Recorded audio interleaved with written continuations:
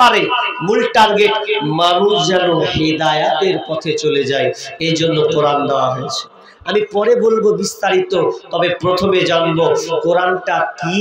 কারণ আরবের যুগে মানুষেরা কোরআনকে নিয়ে মন্তব্য করত যে কোরআনটা কি রে।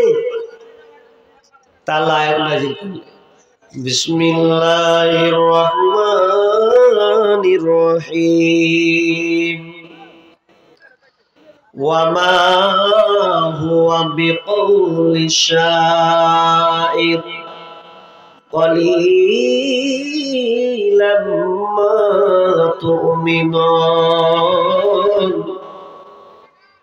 আল্লাহ সুবহানাহু ওয়া তাআলা বলেন, যখন কোরআন তেলাওয়াত করা হয়, বিশ্বনবী যখন কোরআন তেলাওয়াত করছে, সুন্দরভাবে পড়ছে, তো তারা বলছে ওয়ামা হুয়া বিকাউলি শাইর, এটা মনে হয় শাইর, এটা হচ্ছে একটা কবিতা, এই কোরআনটা মনে হয় কবিতা, এটা কবিতার ছলে কেন এত সুন্দর করে বিশ্বনবী বলছেন, এটা তো কোনো আপনার কিনা যেমন তেমন হতে পারে না। বিশ্বনবী কিভাবে বানিয়ে মিলিয়ে মিলিয়ে একটা একটা একটা করে বলছেন আল্লাহ তাআলা ওই আপনার কিনা জাহিলিয়াতের যুগে, ওই আপনার কিনা আরববাসীর মুখ দিয়ে যখনই তিনি শুনতে পেলেন, আল্লাহ শুনছেন তাদের কথা, যে তারা বলছে বিশ্বনবী কেন এত সুন্দর করে ছন্দ করে বলতে পারে। আসলে কোরআনটা ছন্দর মতনই, ছন্দের মতনই লাই। সূরা ফাতিহা মুখস্থ কার কার আছে? হাত তুলেন তো। সূরা ফাতিহা কে কে জানেন? হাত তুলেন, মাশাআল্লাহ। আর বাকি ওই কোন দিকটা সূরা ফাতিহা জানেন না গো, তাহলে কি হিসাবে নামাজটা পড়েন জুম্মার দিন? বলবি স্যার খারাপ হলো দিনু যা হয় হলো, সালাম ফিরে বাড়ি চলেন, কি আছে জানি। আর ওই লোক গালাই মৌলবীরাকে তাড়াই বেশি, আর মৌলবীর সঙ্গে বহস করে বেশি, খালি বলে মৌলবি লম্বা তারাবি লম্বা করে দিয়েছে, এই মৌলবি রাখা যাবে না, যে সালা শর্টকাটে চালাবে মৌলবি ওকে রাখ। এমন অবস্থা এখানে হয়ে গেছে।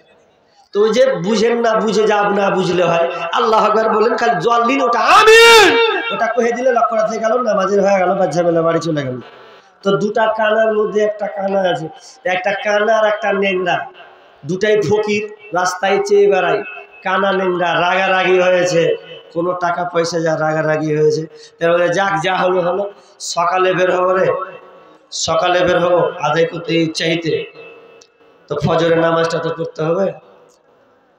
নামাজ নতুন ভিখারি, তখন কানা কইছে ই কর, আমি নামাজটা পড়াতে জানি না, তুই পড়া। ন্যাংরা কইছে আমি তো ঠিক মতন খারাপ হতে পারি না, তুই আগে পড়তে বলছিস, তুই কানা হলে তো কি হলো, চোখ বুঝে থাকবি তাও তো হবে। তখন কইছে না তুই পড়া, আমি জানি না।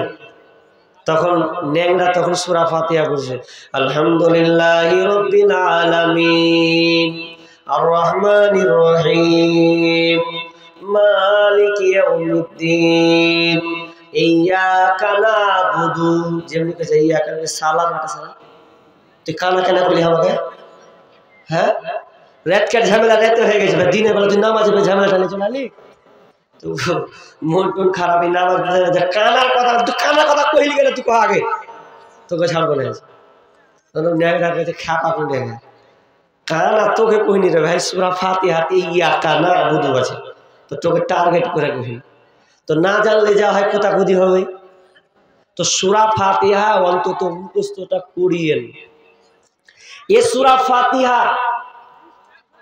इसमें क्या चीज है, কি ধন ভান্ডার লুকানো আছে সূরা ফাতিহাতে, আপনি অবাক হয়ে যাবেন। আজকালকার মানুষেরা পেটে লাগলে মৌলবীর কাজ ধরলো, তো মৌলবী কি পড়ে? কি পড়ে? ইনজিল, বাইবেল, গীতা কিছু পড়ে না, ওই সূরা ফাতিহা দিল, ফুক মেরে দিল, যাও। সূরা ফাতিহা মুখস্থ করেন, মৌলবীর কাজ যাওয়া লাগবে না। একটু পেটে লাগছে, একটু সমস্যা হয়েছে, সূরা ফাতিহা পড়ে। সবচাইতে বদমাস নামাজের ভুল যেটা, যে মায়েরা পর্যন্ত বা একদম মৌলবীর কাছে গিলাস ভিড়িয়ে দিয়ে একদম, এমন সময় সালা রুটি পর্যন্ত খেতে পায় না, রুটি বেচা হয়ে গেছে ফুক দিতে দিতে। ছেড়ে দিয়েছি ওই ডিউটি সব। তো মা বোন, আপনার সন্তান পায়খানা করছে, থাকতে পারছেন না, পেটে লাগছে, কান্না করছে, গিলাসটা নেন, সূরা ফাতিহাকে 5 বার ফুঁক দেন, দেওয়ার পর আপনি আপনার সন্তানকে একটু খাওয়ান, মুখটা মুছিয়ে দেন, 2-4 দিন চালান, দেখেন আপনার সন্তান ঠিক হয়ে যাবে।